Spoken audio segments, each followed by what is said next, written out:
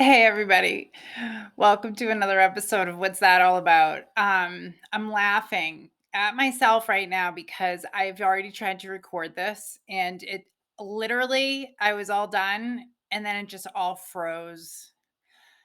I don't know if this computer that I have, honestly, this laptop came from like the depths of hell or from like a joke shop, but I don't think it's funny that it keeps doing shit to me. I mean, it's either turning me pink during a Zoom call, a Zoom interview with my buddy Mark, or it's freezing on me and I have to do things all over again. I'm like afraid to move. Okay. So I'm just going to be like, stiff like a mannequin. No, I'm not. I'll try not to anyway. Maybe I hit something.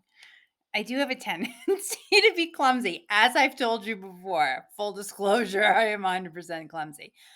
Anyway, let's get down to it. I love talking about UFOs and UAPs. And for my birthday, which was Friday, today is Monday, and I want to recognize all service people, past, present, and future. Thank you, thank you, thank you from the bottom of my heart for everything you do for us in our country. And if not for you, no us. Do you know what I mean? All right. Thank you. Okay. So Um, I'm going to just I know that I'm gonna be looking down a lot only because there's a lot of couple of quotes and stuff, and I just don't want to screw them up. All right. My sources are going to be coming from Weaponized, that podcast that I've told you about that has Jeremy Corbell and George Knapp. And then I'm also going to tell you about a new podcast I've been watching on YouTube. I don't know if it's a podcast. Maybe it is. It's probably a podcast, but I'm new to it. It's called The Black Vault, and it's kind of it's hosted by um, a guy named John Greenwald Jr. And he's sort of like, I don't want to say he's like an all in all debunker, but he definitely has a higher threshold for what is acceptable as far as you know, a UAP certifiable sighting kind of thing. Like he doesn't just take a picture that someone provides and goes, "Yeah, that looks good. Let's run with it." He's definitely like a let's break it down. Where was it? I mean, not that all investigators don't do that. He just has a tendency, I think, to get a little deeper. And I do think he has a lot of connections similar to Jeremy and George on Weaponized. But anyway, all right, so I'm just going to start and see where it leaves us. Um I just God, I love this stuff. I love it. I love it. I love it. And it's been a while since a really fresh new one came out. So, it's I do want to say like a little bit of disclosure here that John Greenwald doesn't necessarily not respect Jeremy Corbell and George Knapp. He does. I believe he made it sound like he really does, and I think that they have some sort of a rapport. I don't want to say friendship or relationship, but I think that there's anyone in this business at all, or and like especially on their side, which they're like certified like journalists and podcasters. Although John doesn't call himself a journalist, I think he is. But I have a bunch of links and I've labeled what they are in the description. So anything that I reference, I say the links in my description. That's what I mean, because there's a couple of things that, like John did a video with a lot of more detail and things like that. But there's other ones. I have a Department of Defense video that put a link to, and you know, there's just other stuff to know about this one. This goes a little bit, it gets a little weedy. So, all right. I also think it's important to remember that George and Jeremy have a lot of sources that are either military or in the private sector. And I think that the fact that they don't come forward and give names, I think that they have like a protective and respectful um, understanding with where they get their information and who gives it to them and whatnot. And I think that that aggravates John a little bit, which it aggravates everybody, I think, because you want answers and stuff like that. Anyway, okay. Ha. All right. Now, having said all that, let's break it down. Okay, so Jeremy released on episode 18 on Weaponized on May 23rd, so it's out there for you. It's called the Silent Triangle of 29 Palms, which is in California. Now, he released a video of, actually several videos, but of a UAP sighting from the spring of 2021.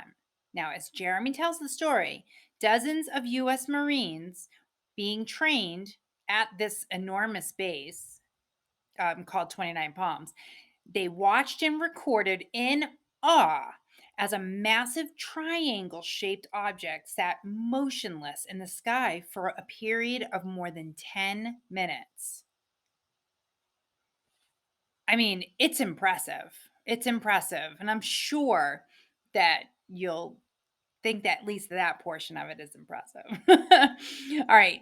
Several videos were made with cell phones, including some equipped with the low light feature. I have a Droid. I don't know if I have low light, but I know that some iPhones do, like the newest ones and stuff. I think that they can actually do your taxes. Seriously.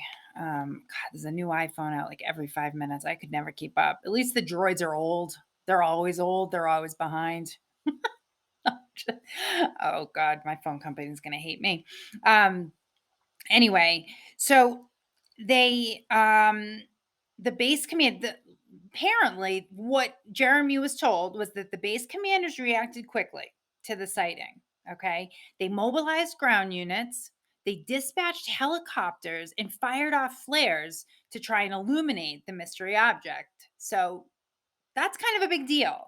You're on a military base and you're mobilizing all of these things. Okay. Whew. Jeremy and George obtained many videos that recorded this incident and have also interviewed several Marines that were present. The way they described the object was that it's the size of a two-story house and as long as half a football field, which is, I mean, that's that's a good size. What is that, like 55 yards? So, despite the number of qualified witnesses and the excellent images, the case was not reported up the chain of command, nor was the information shared with Arrow, which I've told you about, but I'll remind you anyway. It's the All Domain Anomaly Resolution Office out of the Pentagon. Yeah, they're the ones that are specifically created. It's an investigative agency specifically to look into UAPs. Yeah. Okay. Yeah. That one. So, anyway, my question is naturally, I think yours too. Like, why? Why wasn't it reported if it was such a significant, there was such a significant reaction to it? Why wasn't it reported? So, you know, whether Jeremy and George knew the details that I'm about to tell you about, I don't know. That is one thing I just simply do not know the answer to, because there's another half to this that kind of changes things. So stay with me. Now, according to John Greenwald, host of YouTube channels The Black Vault, the event, which took place on April 20th, so that's the exact date, April 20th, 2021, between 8:20 p.m. and 9:30 p.m. Pacific Standard Time, it was labeled by Jeremy as a mass UFO sighting. Okay. So, and he said to have over 50 eyewitnesses. Now, the significant air and ground response, as I mentioned before, was discussed on Weaponized, was additionally described as a reconnaissance effort that lasted approximately 3 hours. So that's another like notch from Jeremy. I was like, holy crap.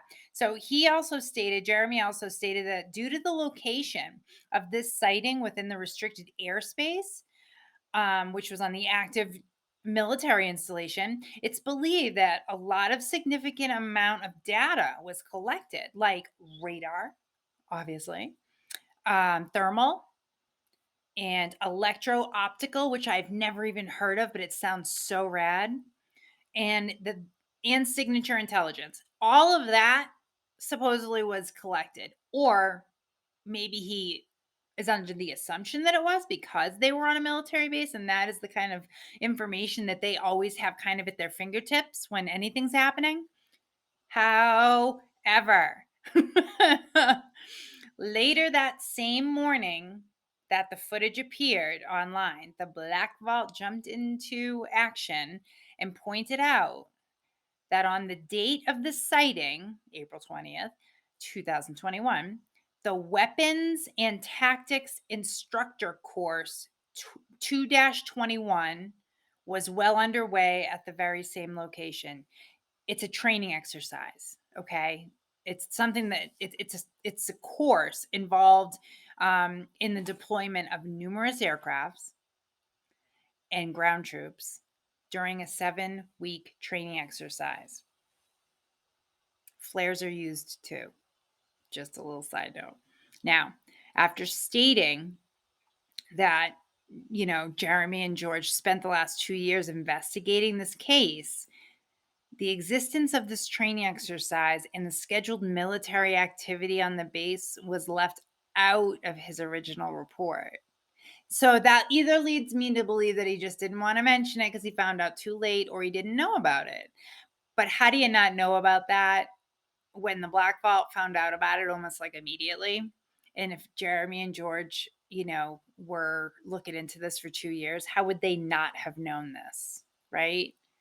And I hate saying anything against those guys because I think that they're wonderful. But anyway, so the Black Vault proposes that this military exercise could more likely be linked to the UAP sighting than known in the first place. Black Vault even noted the similarities between a Department of Defense video, which is going to be in the link below. That's one of the links I have for you that you can go check out. Just click on it, it'll take you right to it. And you can see on the same date the similarities between what everyone says they saw, which they clearly did see and record on their iPhone 32 or whatever they're at now, and what flares look like during these drills or this exercise.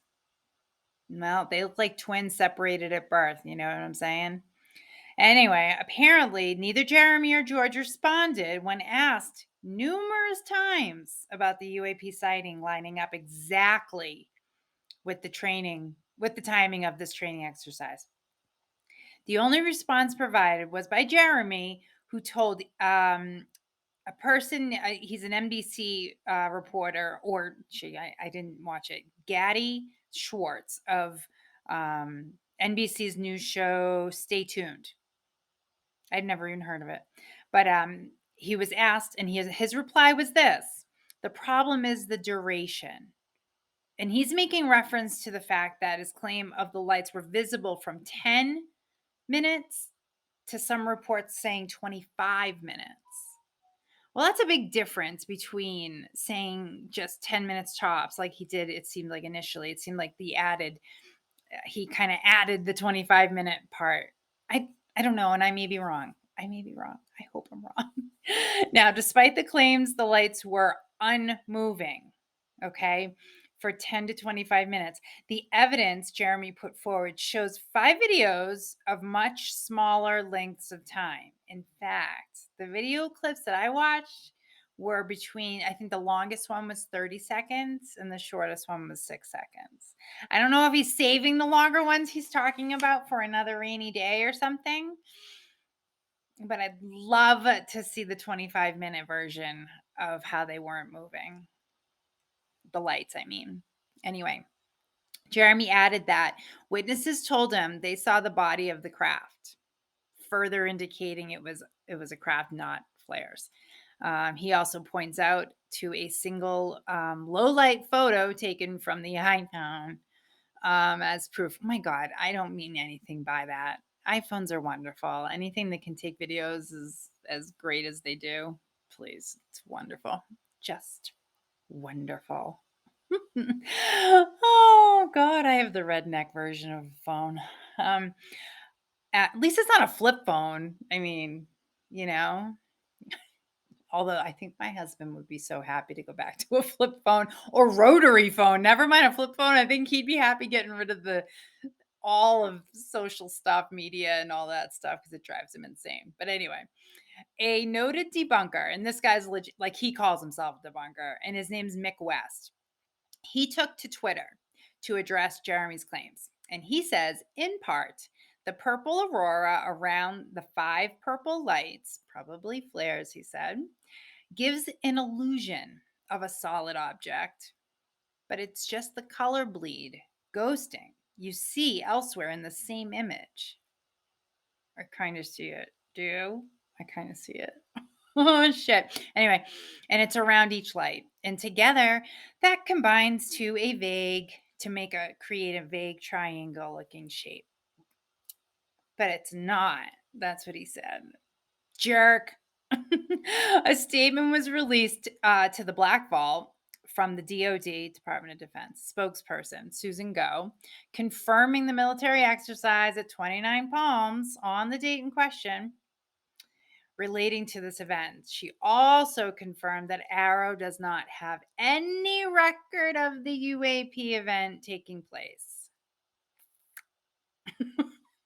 So, really, it feels like I don't know. He said, she said of the UAP world. Like, I don't know. I think I just need a little bit more proof, like that it's not flares. It's too much of a coincidence and I don't even believe in coincidences. So I don't think it's a coincidence that these two events coincided. I just don't. Maybe the UFO knew that and was like, this is perfect. They won't even believe it's us. Let's make them look stupid. We don't really need a lot of help with that. So maybe just back off a little, aliens. Okay. We're doing a fine job on our own. But I would love to see some of that data that they collect, like the radar, the thermal, the electric, the electromagnetic optical or whatever it's called. But I don't know. What do you think? I believe in so much of it that it wouldn't even matter to me. It would not even matter at this point. But anyway, so this was sort of more like a news report and a breakdown of what's happening with the latest UAP sighting and both sides of the coin there, like I said. And again, the links are below. So check out the videos that I have there because they're pretty cool. They really are. You saw some of the still pictures. Well, the videos are even more impressive. So and then you just tell me what you think if you want. If you don't, no big deal. I just hope you're doing great. And I hope you're staying happy and healthy and stay weird. And until next time, you take care. Bye.